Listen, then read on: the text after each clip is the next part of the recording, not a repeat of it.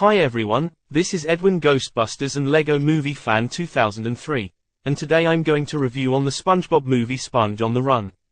Came out the year 2020. So base what the plot is. It takes place after the second SpongeBob movie left off. SpongeBob is hanging out with Gary and all that stuff.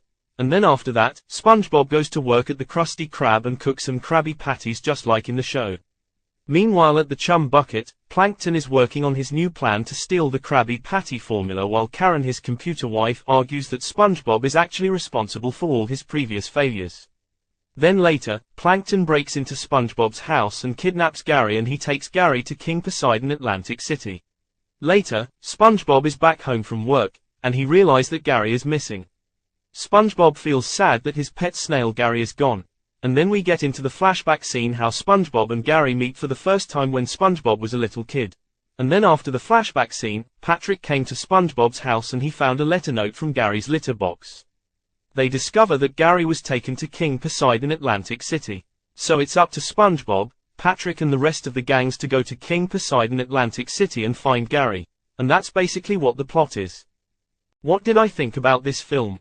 Well, I first watched this movie at my cousin's house in Mexico back in 2023. And then after I watched this movie, and what did I think of it? This movie is underwhelming and meh. The first two SpongeBob movies are better. Let's talk about the story and the characters. The story is pointless and underwhelming. The story in this film kinda reminds me of one episode of SpongeBob where Gary is missing and he got snail napped by the old lady.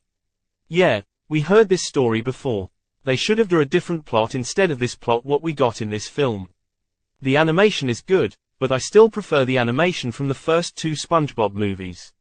SpongeBob SquarePants in this film, he's good, but not as good as him from the first two movies. Patrick, he is okay in this film.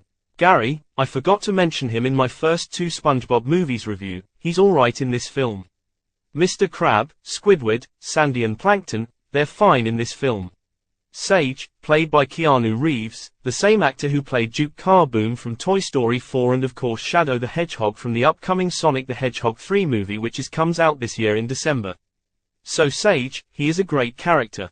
And King Poseidon, he is a weak and boring villain in my opinion. Well, I'm glad he redeemed himself at the end of the movie. Let's talk about the positive and the negative. Starting with the positive. The first positive is the scene where SpongeBob and Patrick are at the amusement park and the casino at the Atlantic City. That is a really fun scene. The second positive is they put a late tribute to the creator of SpongeBob, Steven Hillenburg, before the end credits starts. That is emotional, sad tribute to him. Rest in peace to Steven Hillenburg. Now let's get on to the negative. Well, only one negative. The only one negative in this film is the villain. King Poseidon's plan is that he wants all the snail just for his skin like a lotion. That is the dumbest villain plan that I've ever seen in a SpongeBob movie.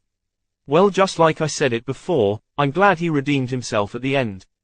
So overall I give this movie a 5/10. It's not good, it's not bad, it's meh. And that's my review on the SpongeBob movie Sponge on the Run.